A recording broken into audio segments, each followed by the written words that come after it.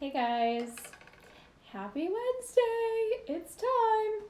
So, I'm just gonna throw up that disclaimer really quick. You guys know the drill. Nothing in this live is medical advice. It's for education and inspiration only. Always do your own research. We're not treating, we're not diagnosing, we're not preventing disease, we're not prescribing.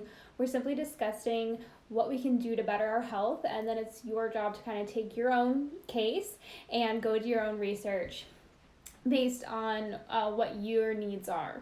I have quite a few pre-submitted questions from women that live in the UK or couldn't quite make it, and so I'm going to start answering those, and then of course start throwing your questions at me whenever you guys want. I had a question on adaptogens, which was what are my thoughts on shatavari, it's called, it's an Ayurvedic herb, and then gynostemma, which is another, I believe it's an Ayurvedic herb. It might be a Chinese herb instead, I'm not really sure, like a traditional Chinese medicine herb. And then the question was best herbs for anxiety and low energy. She said her anxiety is shortness of breath, following FN but still struggling.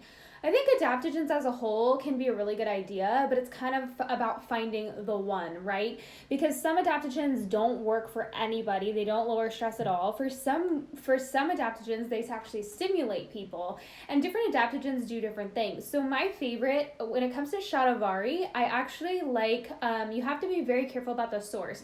A lot of people are okay with capsules. They're like, oh, I'm just going to take the capsule. But usually capsules don't just have the herb in them. They also have other additives and other fillers. So when it comes to something like an Ayurvedic herb, you really want to get something that's very true to its source. So I would look for like a powder or an extract or something like that that's a pure source of that herb, rather than doing like a capsule or a tablet that's probably not going to provide the amount of active ingredients it says it's going to provide. I like Yin Powder by Sun Potion, the brand. It has shatavari in it, but it also has things like pearl powder and reishi mushroom. And it tends to be a really good supportive supplement for women. It is pricey, but a little goes a long way. So I would say shatavari could be a really great support, or it could do absolutely nothing. Like some women really love Vitex, and it does nothing for other women. With gynostemma, it is usually sourced kind of as a tea or a powder. It can be an amazing adaptogen that helps with insulin resistance and insulin sensitivity. But there are a lot of women out there who think they're insulin resistant because they have blood sugar issues, but they have blood sugar issues because they have lots and lots of stress. So gynostemma can actually cause blood sugar issues and actually drop your blood sugar way too low if you're not careful. So you want to make sure that you need it. But again, with anything like adaptogens, it's very unique to the person. Some women do really great on them, some women don't, but I think both of those are really great. Things that kind of help support the body in different ways. My top 4 favorite adaptogens are going to be holy basil, ashwagandha, rhodiola, and Asian ginseng or Panax ginseng, not the American ginseng. So ginseng can mess with your blood sugar, so you don't want to take it if you already are kind of too stimulated. Holy basil is better for that. Rhodiola can be very calming to the mood. However, it's not safe to take with antidepressants or SSRIs, so you always want to make sure you check with your doctor before you take any adaptogens if you're on any type of antidepressant. Holy basil tends to be the most, I would say, gentle, but I think that rhodiola personally works the best for me. But ashwagandha is another great one. Again, but remember, ashwagandha is a nightshade, so if you don't do good with nightshade vegetables, ashwagandha might mess with you. And then her other question was, what might indicate that you need to supplement with vitamin K2, vitamin E, and vitamin A? I don't think you should ever supplement with vitamin A unless you absolutely need it, or your past really encourages that you need it, or your doctor tells you that you need it. Because most vitamin A's, that supplements at least, are going to be synthetic vitamin A, which can be really toxic. I personally think getting vitamin A from things like liver and high quality dairy are going to be so much more effective and so much easier utilized by the body. When it comes to vitamin E, almost everyone can use vitamin E just because we usually grow up eating a ton of polyunsaturated fats, which depletes our vitamin E. A lot of us, if we're interested in health, we start taking tons of omega-3s, eating tons of fatty fish, so again, more PUFAs, and anytime we're consuming PUFAs, it's going to deplete us of vitamin E. So usually everyone needs vitamin E, but people with estrogen issues tend to need more, or people who are overweight like I would say 20 to 30 pounds tend to need a lot more. And then vitamin K2 is a fat-soluble vitamin that's synthesized in the gut. So if you have gut issues, if you didn't grow up eating like really high quality dairy, if you've cut meat or dairy for a while, probably need vitamin K2. But I think supplements are sometimes are something that you kind of have to really figure out on your own. But I think that vitamin K2 and vitamin E are amazing supplements. Vitamin A, and I prefer to get those from liver. And then another question was, she was asking me, does the way that I eat change with my cycle? And I do practice cycle awareness, but I don't like obsess about it. Like, you know, there's some people in the hormone industry that are like obsessed with changing how you eat for the cycle. I think that gets really overwhelming and kind of weird, honestly. I just understand my cycle. So, you know, the first 2 weeks of my cycle, I'm in my follicular phase. I would say I'm less resilient to stress. I need to make sure I'm sleeping and getting, taking care of myself. And once I ovulate, I feel like I'm a little more resilient. The only thing is I need more calories, and I tend to have my blood sugar goes up and down a little bit more just because I need to eat more.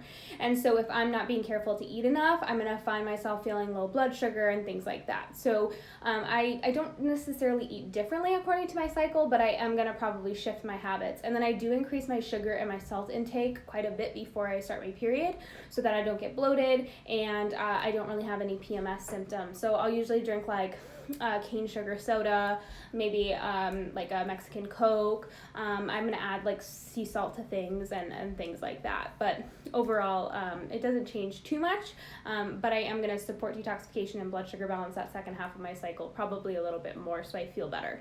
And then the second question was, what do I think about the research that suggests people in Okinawa and Adventist people are healthier and live longer than others? A lot of people like to bring these two types of people up when they're talking about like plant-based diets being healthier. But what people have to understand is that the Okinawans actually eat meat. They actually eat pork, they eat meat, and they eat fish. And so this whole idea that Okinawans don't eat meat are vegetarians is actually false. They did this whole study and they assumed that they didn't eat any protein when in reality they actually ate quite a bit of protein. The Okinawans and most people in the Japanese culture eat a very high carb diet. They're eating lots of rice, lots of tubers, lots of root vegetables. And so the interesting thing about it is that these types of people are eating huge amount of carbohydrates, tons and tons of glucose, tons and tons of protein, actually very little fat. So that's interesting about them. And then as for the Adventists, a lot of people like to bring that up because a lot of Seventh-day Adventists don't eat meat or animal products, but a lot of them actually do if you do the research. But what they do abstain from are things like alcohol, smoking is prohibited, and like extramarital sex. They have a lifestyle that promotes health, and they're going to live longer most likely because of those things. They're also only allowed to eat like things like low-fat dairy, so they're not eating lots of animal fats. And I don't think animal fats are bad, but animal fats from a very poorly raised animal or a conventional raised animal are going to be bad. They're going to have a lot of toxins in them. So I would say that that's most likely the case, but that's just my personal opinion. Okay, last question, and then I'll get to your guys' questions. Sorry.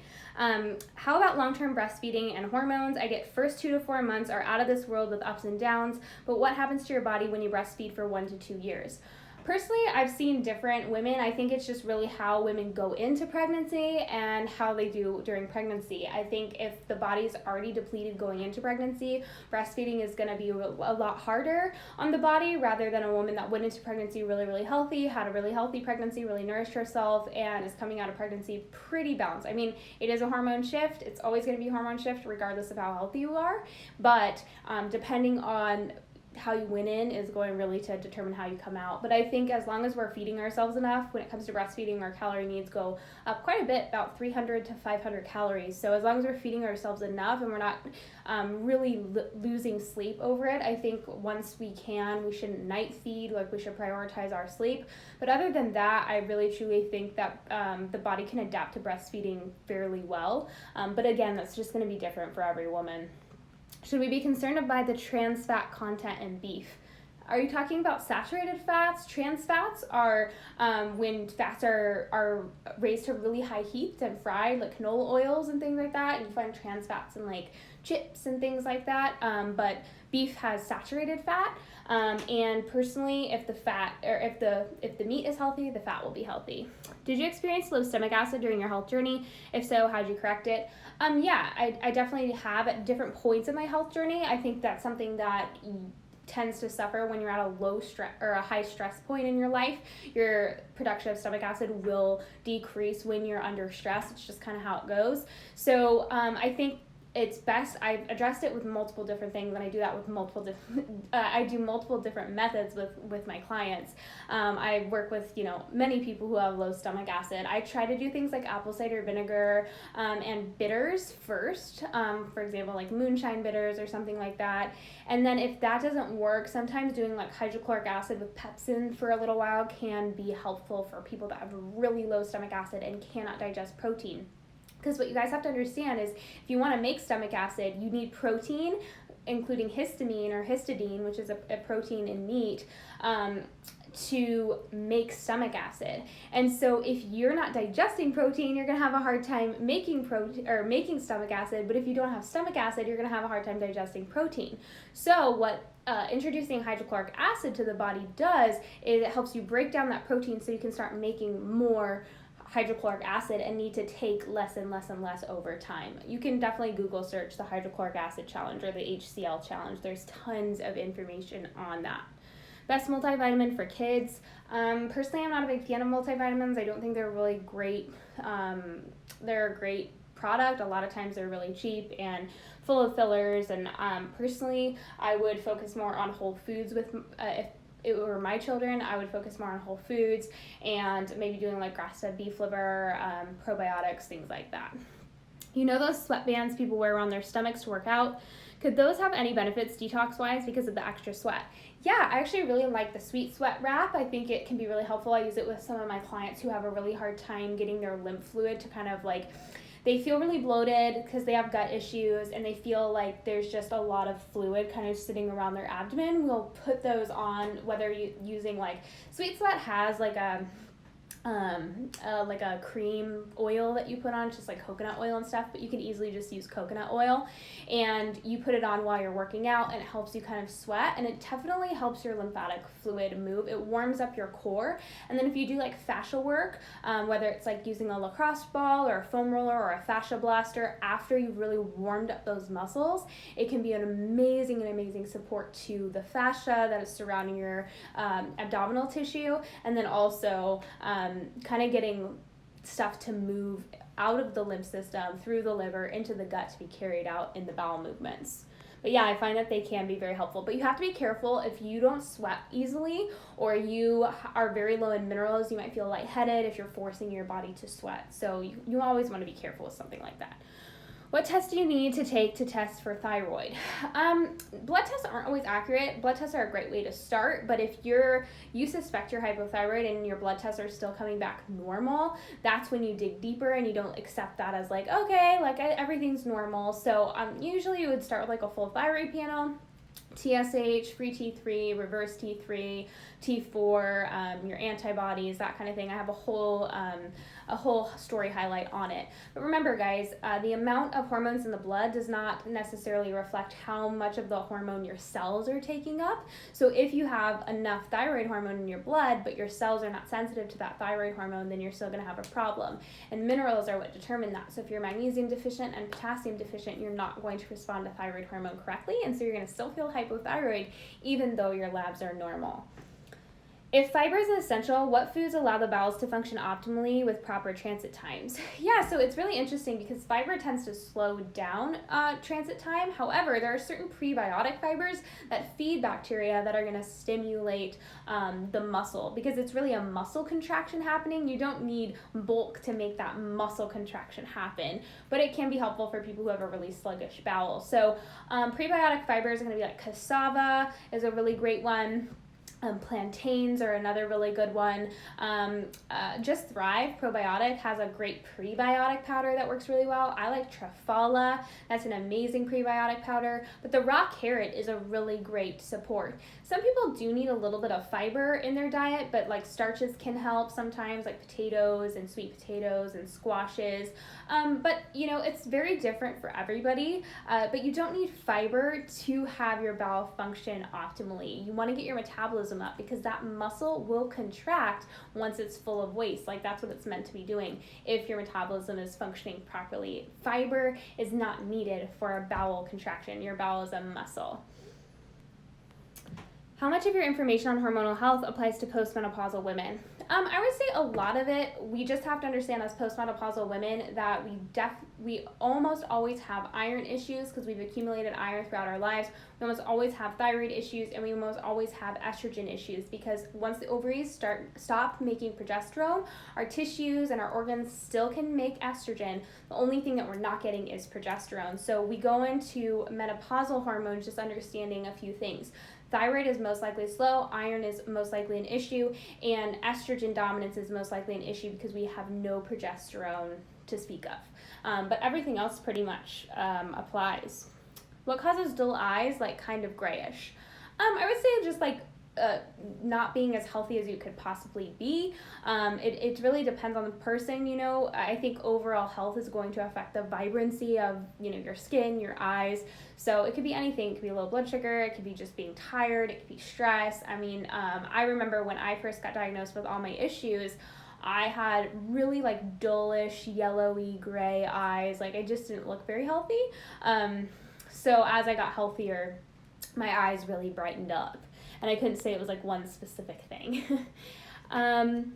My doc and pharmacist have suggested low-dose naltrexone a few times for Hashimoto's, but I'm hesitant as I do prefer a more natural approach. Thoughts on naltrexone? Any tips for reducing inflammation?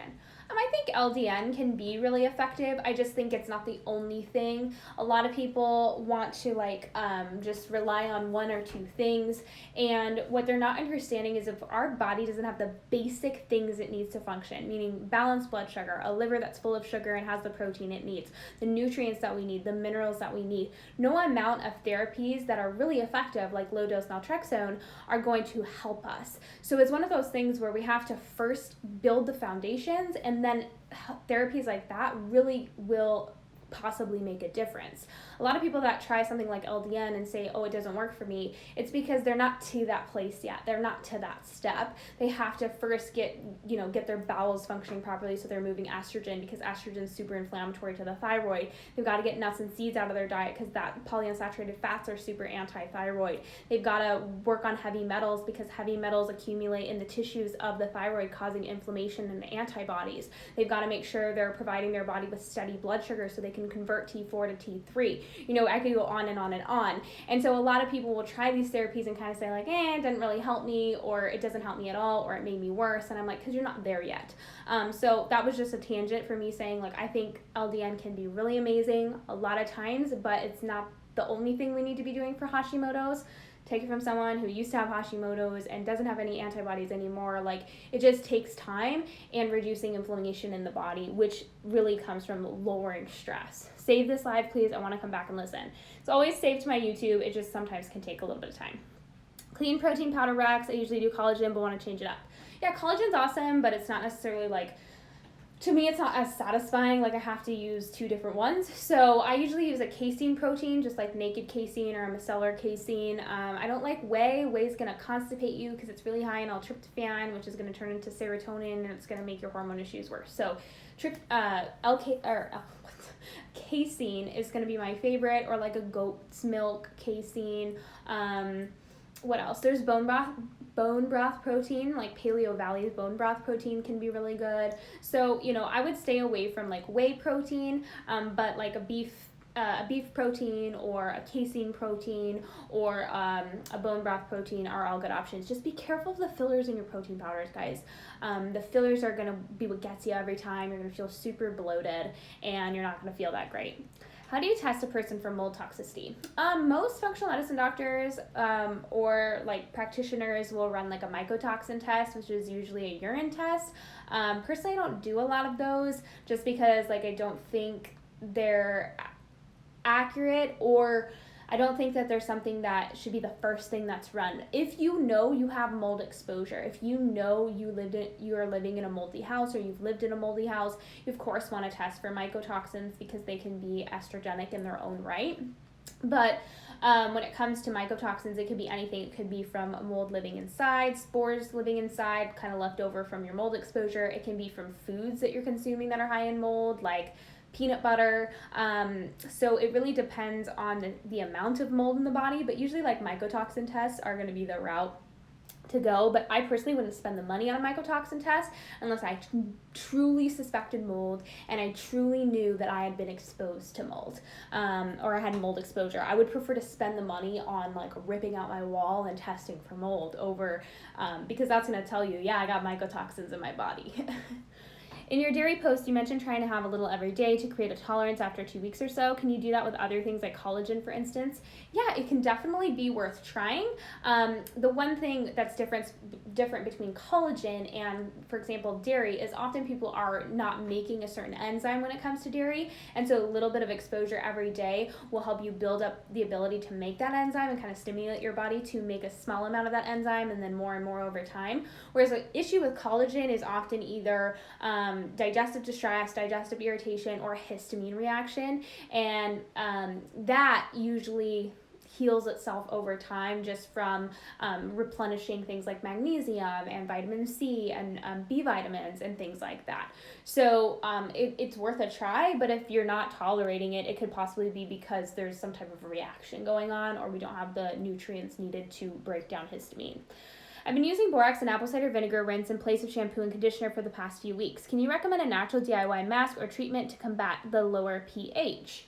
Yeah, I mean, personally, I don't find that it bothers my hair, so I'm doing like, I kind of intuitively do things. So like I said, I use it as a co-wash. I don't use it as my main wash. I use Morocco Method products as my main wash, which I find is kind of pH balanced. So the addition of like borax and apple cider vinegar doesn't seem to bother me.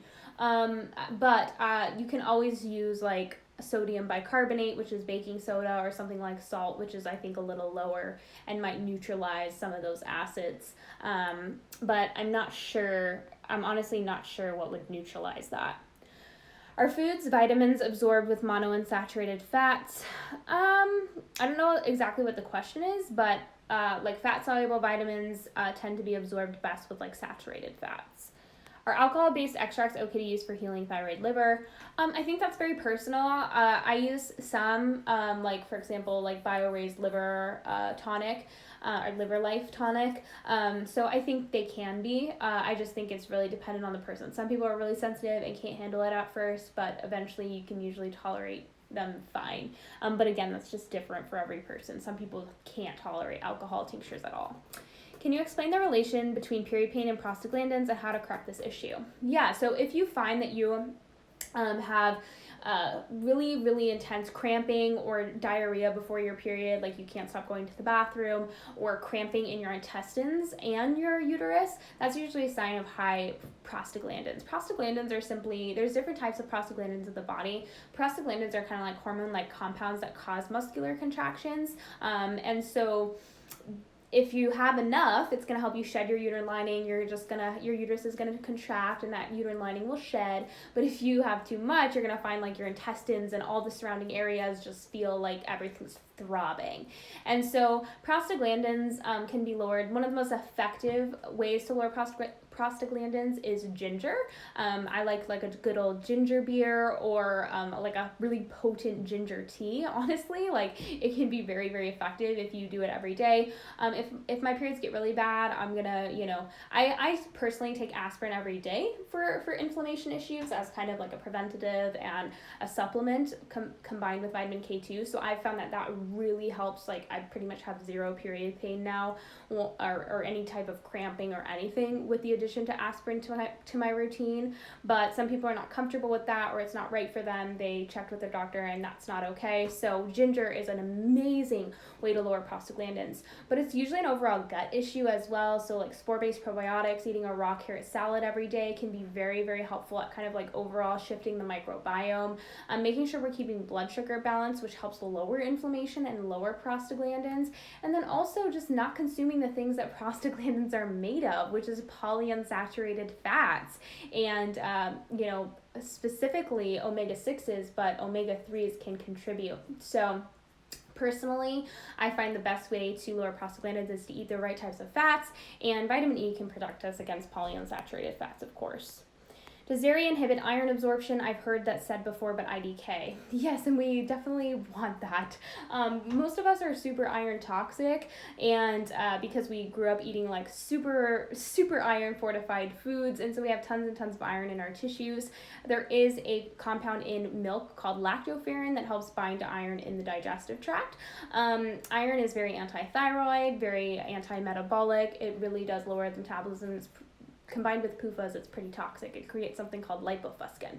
So we want to be really careful with iron. We want to get iron from the right sources, but we all ate like shredded wheat and, Captain Crunch and Cheerios and things like that. We probably got like 1,000% of the amount of iron shavings we need. We need it every single day. So we just want to kind of keep that in mind. Most of us are pretty iron toxic. It's not anemia, it's a copper and magnesium issue almost always.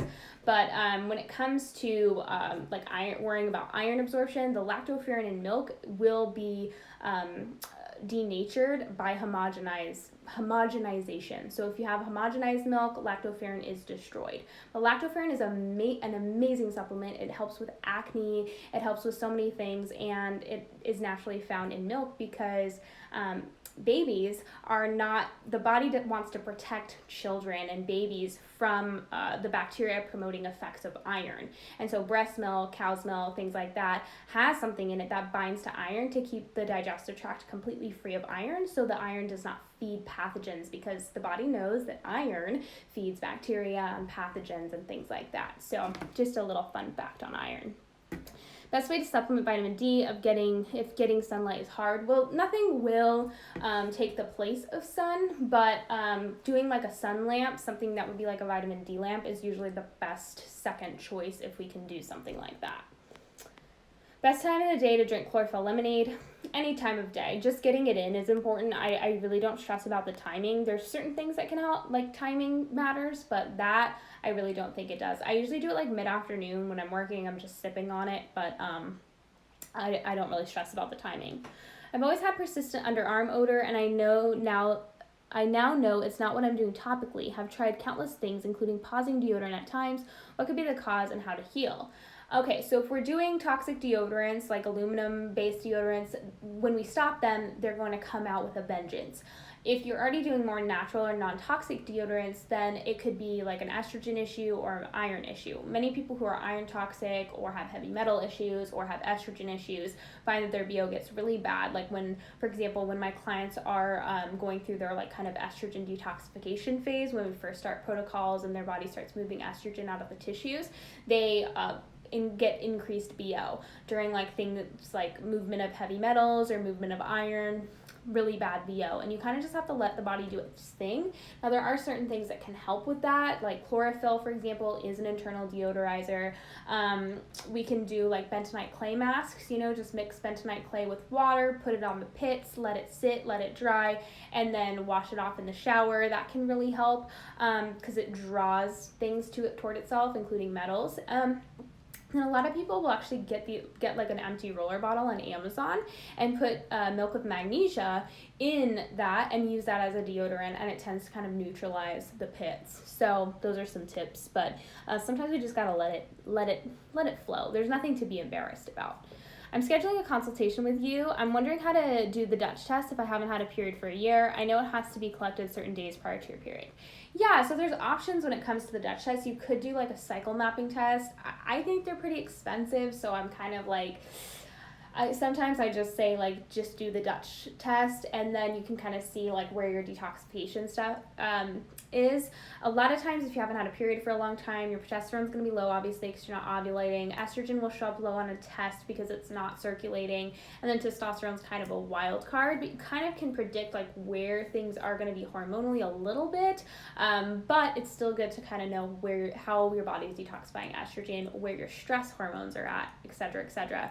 So I think it's at some point you just kind of have to take it if you don't have your cycle, but cycle mapping can also be helpful. But if you just don't have a cycle, you just know like something like progesterone is going to be low, and you just kind of pick a day and do it. My skin has gotten so dry and flaky on my legs and arms lately. Any suggestions? Just kind of depends on what's maybe driving that.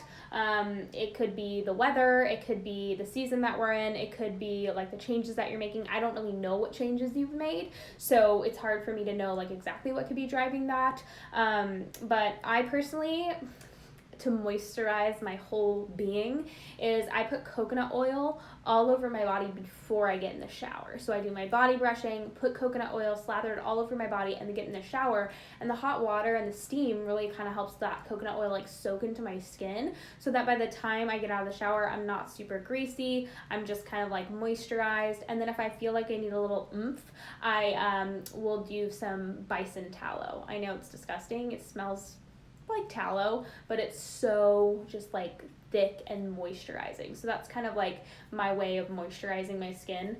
Usually I just do coconut oil, but if I need something a little extra, I do the beef tallow. The other day I melted beef tallow and cocoa butter and put like a little bit of vanilla extract in it just for baking, and it made the tallow smell so much better because it kind of had that vanilla-y smell.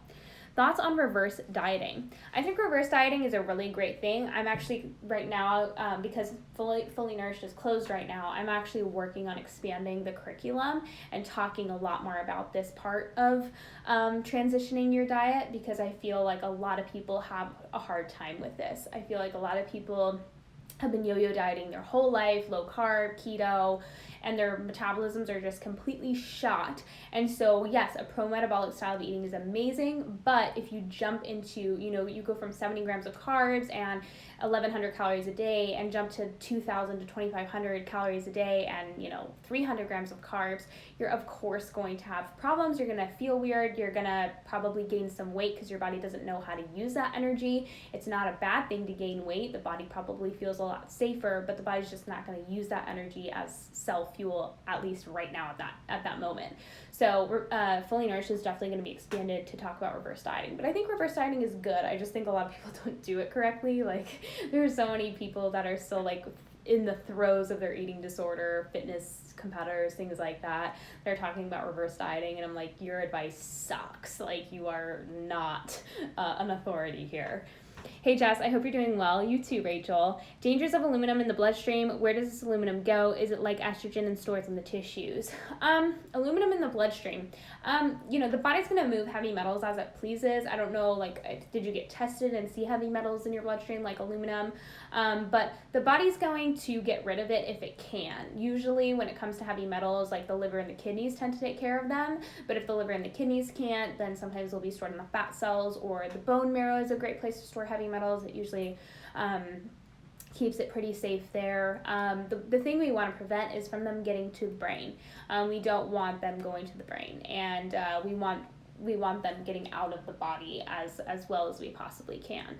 But it just really depends on the detoxification kind of pathways. How are yours open? And then a lot of heavy metals can also come through the skin as well. That's why infrared saunas are so amazing at helping us detoxify heavy metals.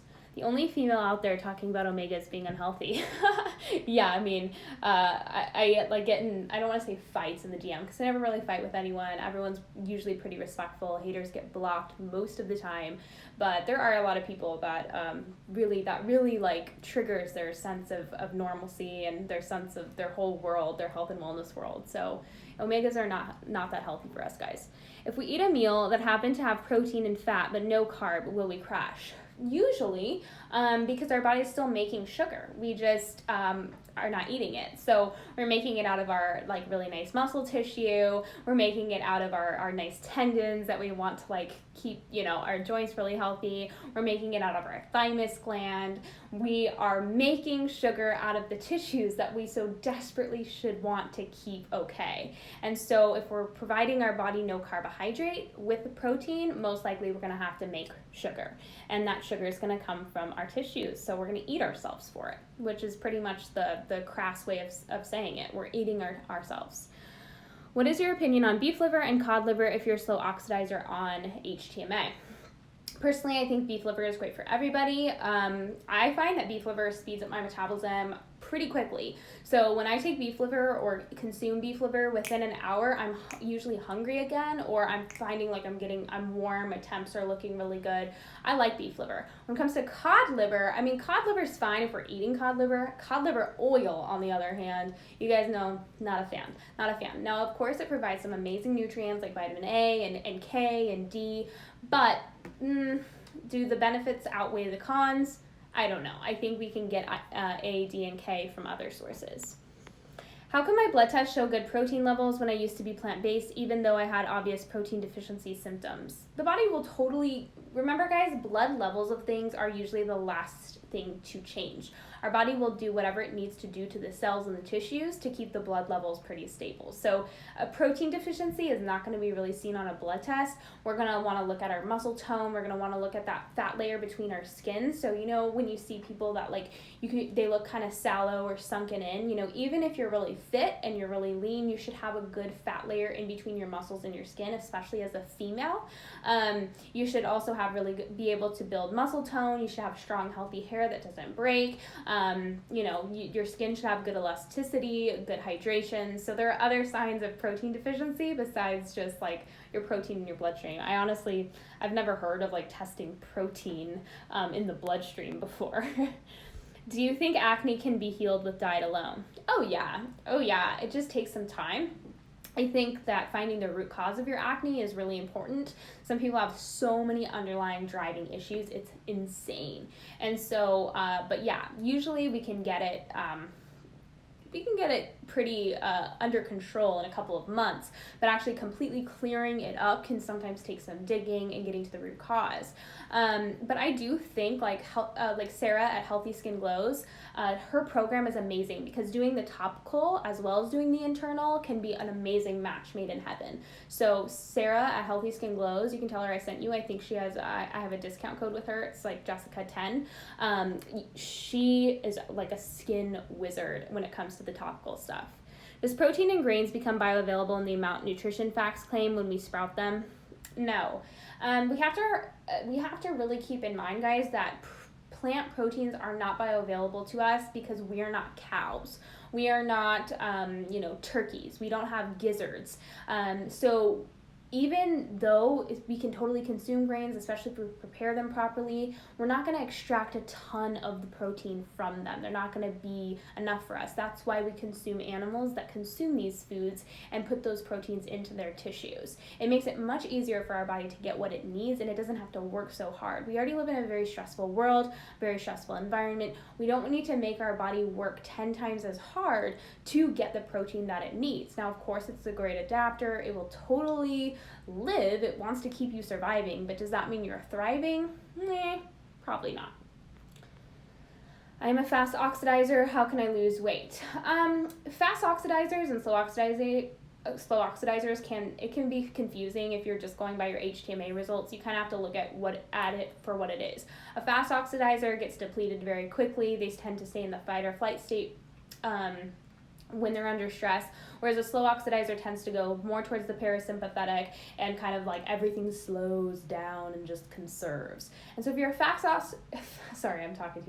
If you're a fast oxidizer and you can't lose weight, you probably have to focus on replenishing the nutrients needed to lose weight and get your metabolism more balanced. We want to always be focusing on balance when it comes to whether you're a fast oxidizer or a slow oxidizer. It doesn't matter. We're always looking towards moving ourselves towards balance and getting those minerals balanced regardless of what type of oxidizer we are. And then finding our proper carb, fat, and protein ratio for our needs is important. So fast oxidizers tend to need a little bit more fats than someone that's a slow oxidizer. But if you're a fast 4, meaning you're on your way towards being a slow oxidizer, then you probably don't need as many fats as someone who's just a total like fast 2 or something.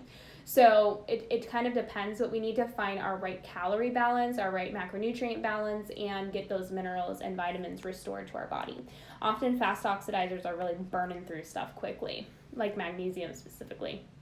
Not sure if you've discussed this, but is colloidal silver efficacious or dangerous in your opinion?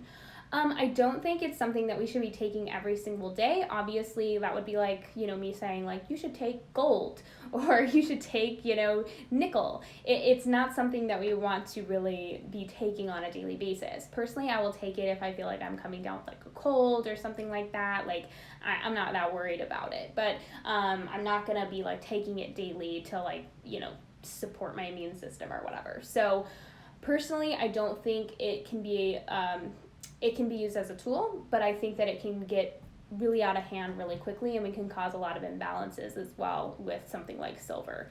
But it is used as a very effective antiseptic and things like that, especially in the medical field. So, it can be effective. It's just we don't want to do it long term or rely too heavily on it. Do you think acne can be healed with diet alone? Yeah, I already said yes, totally.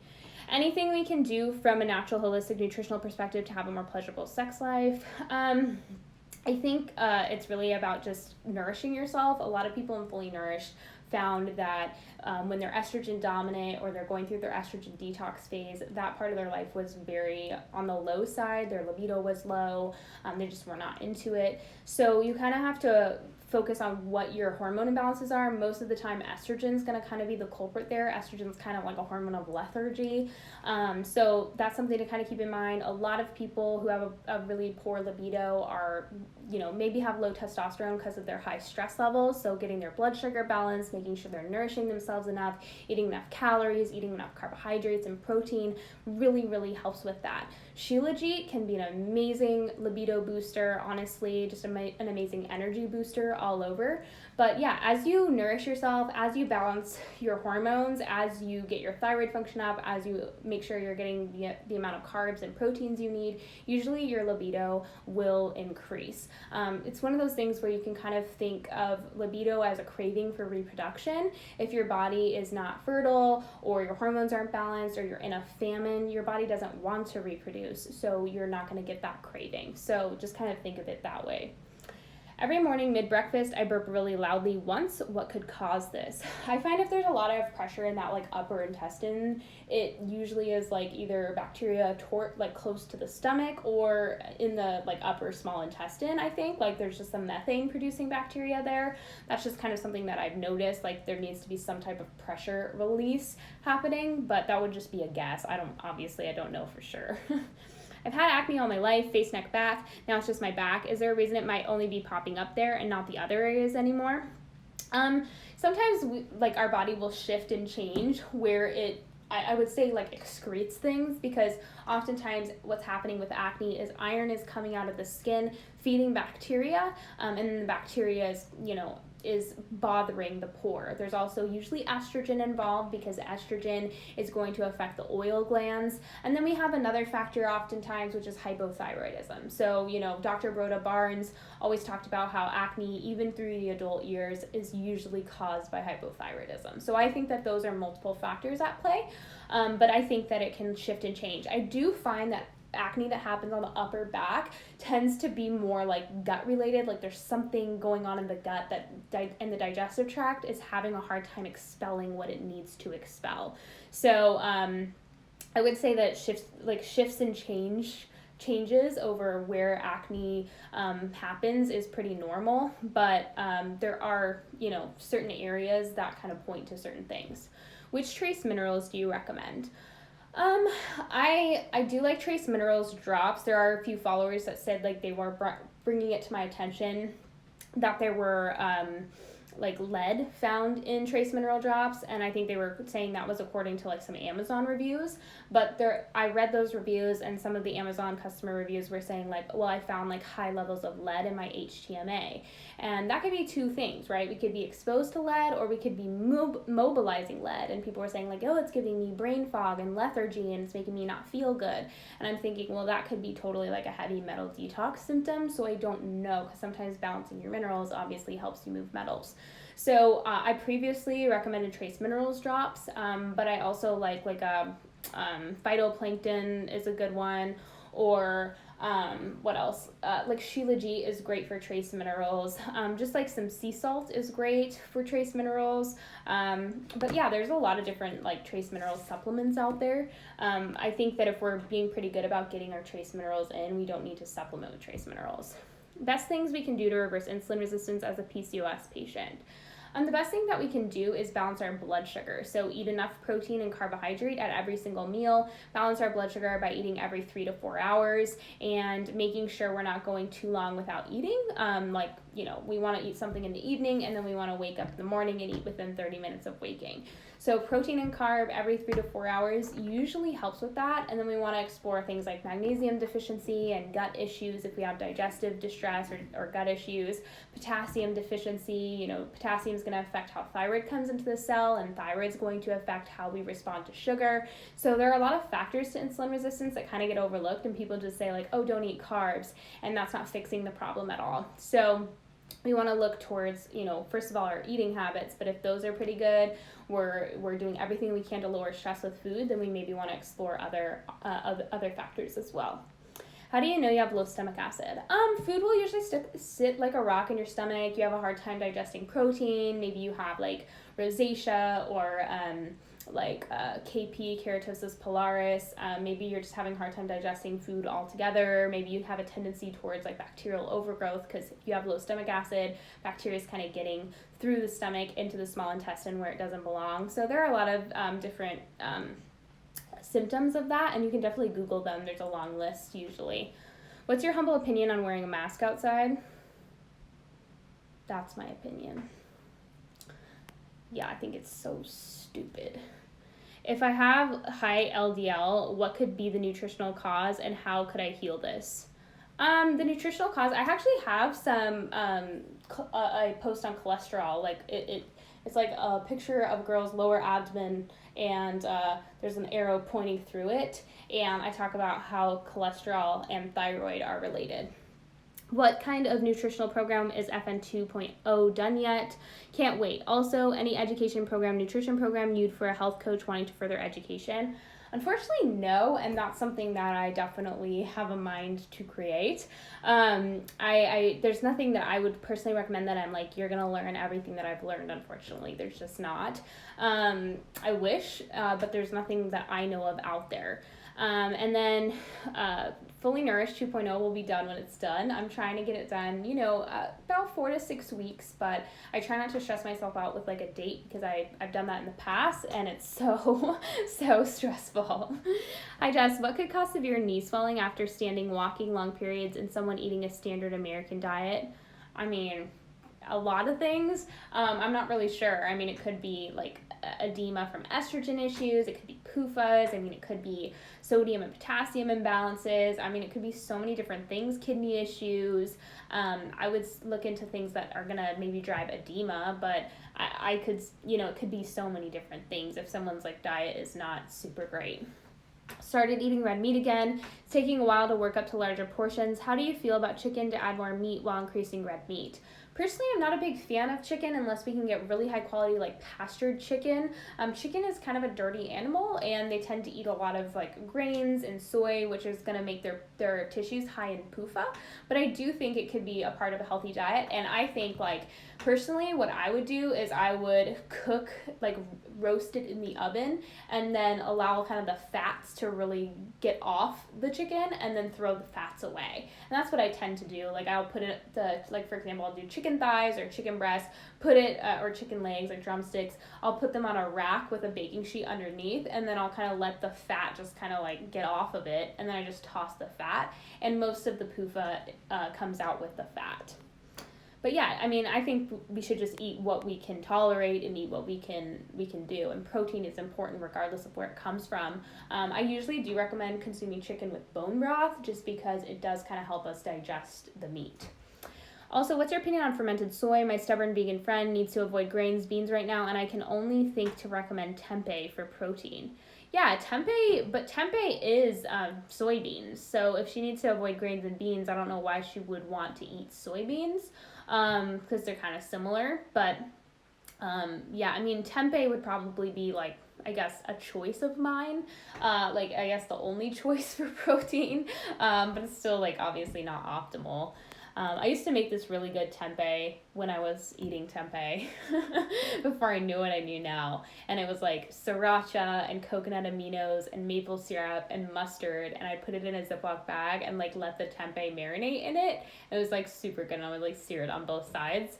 But yeah, I think tempeh occasionally is not a problem. But if you're like leaning on it really heavily, it's probably going to cause problems eventually. I know you recommend chlorophyll a lot, which is high in copper. Should we test and zinc beforehand, or is it safe to take without testing? Personally, I think like the amount is very low. You're not like chugging chlorophyll out of the bottle. Most of us are pretty deficient in copper, and I like World Organic copper, so it tends to be that one doesn't tend to cause as many issues. But it's also high in magnesium, which helps utilize copper. So I don't really stress too much about it.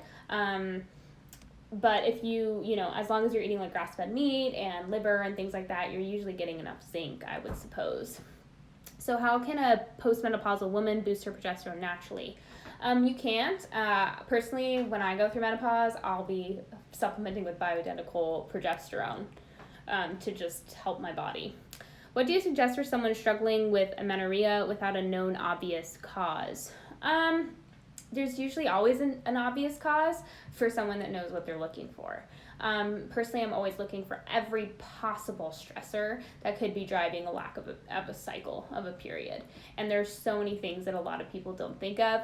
Doctors don't really ask the right questions a lot of times. So, the obvious ones are going to be under eating and over exercising, but the more non-obvious ones are going to maybe be like, are you sleeping next to your Wi-Fi router? Are you exposed to mold? Are you, do you have like horrible like fascia issues? Do you need to like really invest in a foam roller to get blood flow to the reproductive organs? What about like traumatic relationships? What about trauma?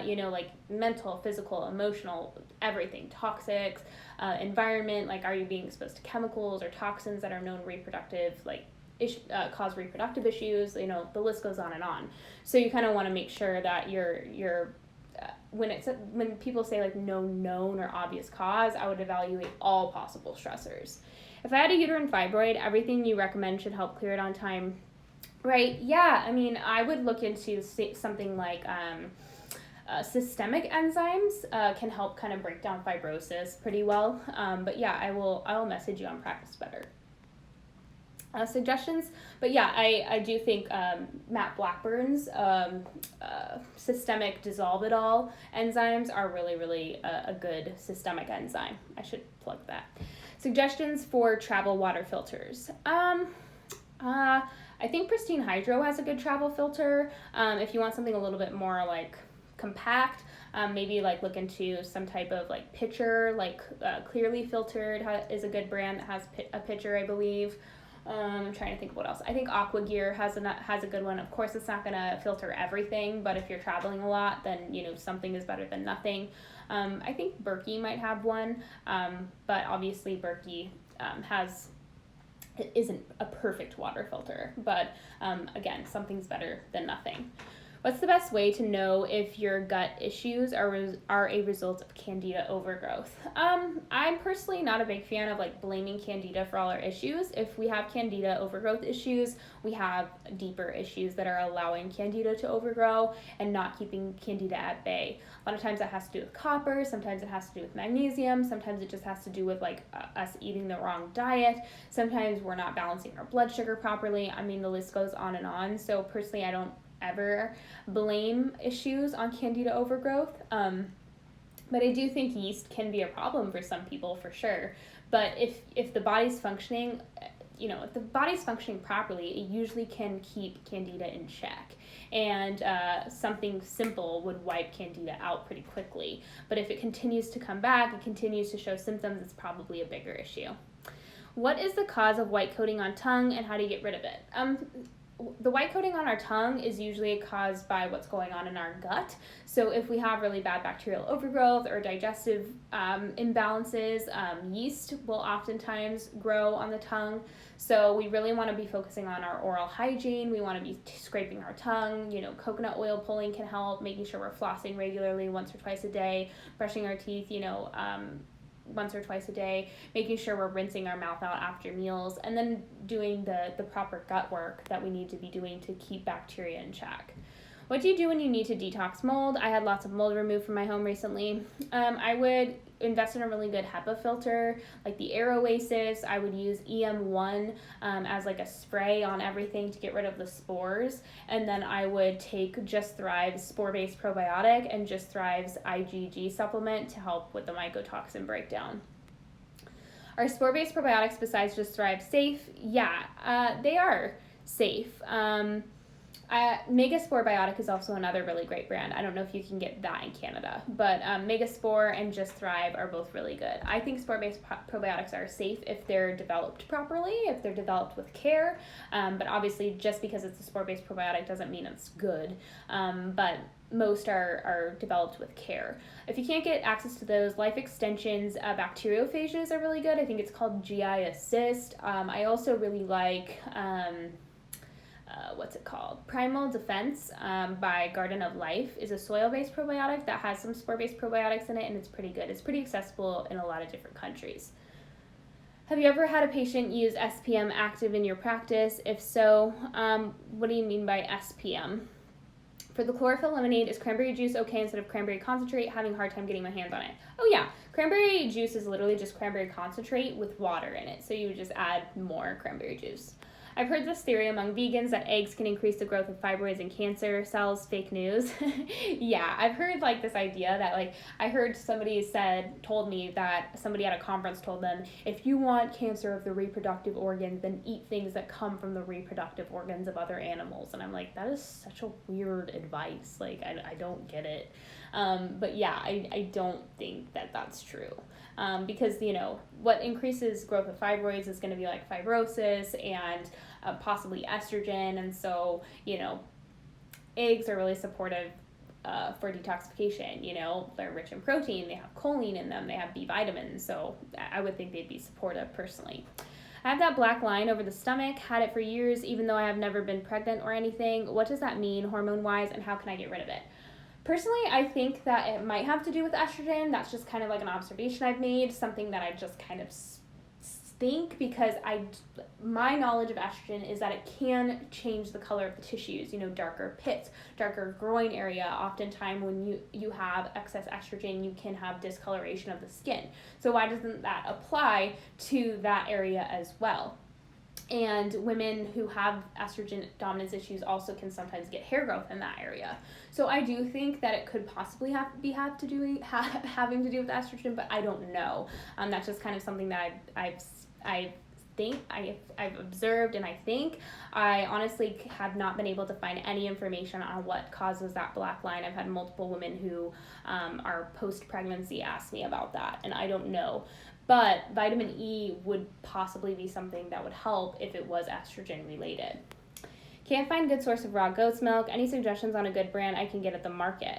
I think it's just really dependent on the state you live in. Kind of do some research on what state you live in. If raw milk is illegal for you, you're not going to be able to find it at the market, and will only be able to find it with your farmer. So it's just one of those things. Understand what the rules are in your state, and you might not be able to get access to raw, and that's just how it is, and you might want to just do the best with what you have. Hey, just wanted to pop in and say you're a boss. Love you, and your twinkly lights. I love you, Winnin. I'll talk to you next week.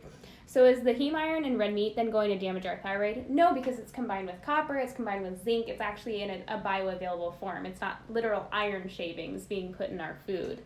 If we're If we're not able to afford to supplement vitamin E at the moment, should we avoid eating oysters because of the omega-6, especially if we already eat salmon once every 2 weeks? Personally, I would always eat oysters over salmon, but no, oysters are very rich in zinc and they're very rich in trace minerals and nutrients, so I personally wouldn't avoid oysters.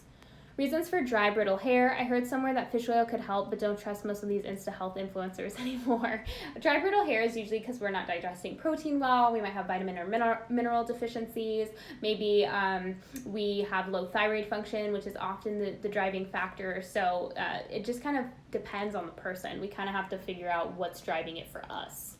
Oh my gosh, my question was so botched about FN and a suggested program. Sorry. No, that's fine. I got the gist. Okay, and Instagram's about to cut me off, guys, so you guys know I always go live again. So if I get cut off, let's go live again, and you guys can ask your questions. Thoughts on Cascara Sagrada for constipation? Yeah, I like it. I personally have used it. I think it can be helpful. You just kind of have to be careful with it, but I think it can be a really great supplement to increase transit time. It does increase transit time quite a bit. You just want to make sure it's aged. If it's not aged, it will give you the cramps of death. So do you have any suggestions for good dairy that isn't raw? Raw milk is illegal in Canada. I don't know what brands, so you'd have to do your own research, but maybe something like batch pasteurized or something like that. All right, I'm going to end this, and then I'll see you guys in a second.